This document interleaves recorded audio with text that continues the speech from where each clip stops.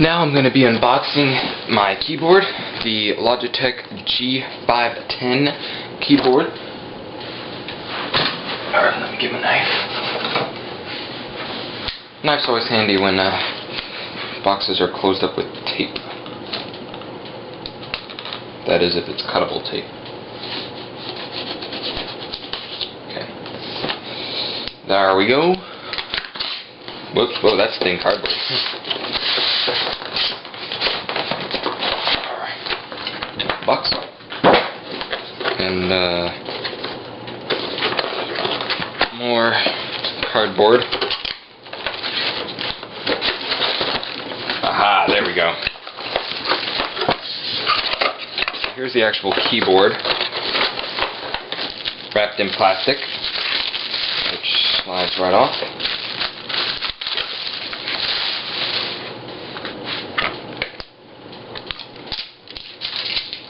Very cool. So, it's a normal keyboard, except for the fact that it's got all these extra buttons over here, which I'm going to use for Blender hotkeys.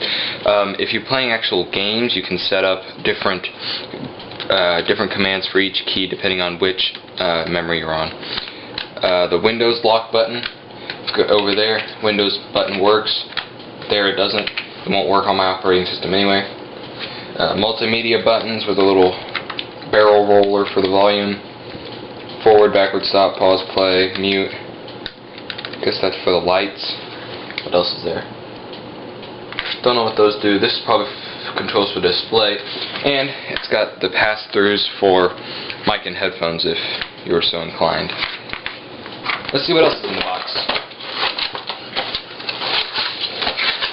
Truckload of, let's see, giving a features guide, important info, little welcome card, software for programming your macros, and a user manual. And then it looks like you get a palm rest, which seems to just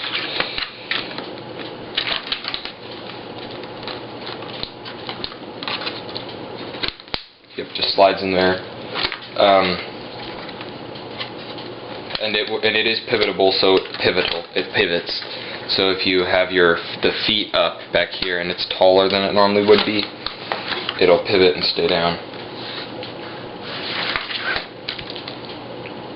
We'll see how that works.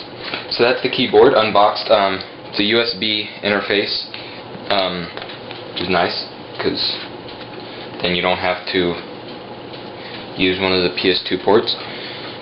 So it's got all the functions that I wanted, and I mainly got it for these macro keys over here for Blender hotkeys, like I've said. So that's the unboxing of the Logitech G510 keyboard. Thanks for watching, and don't forget to subscribe.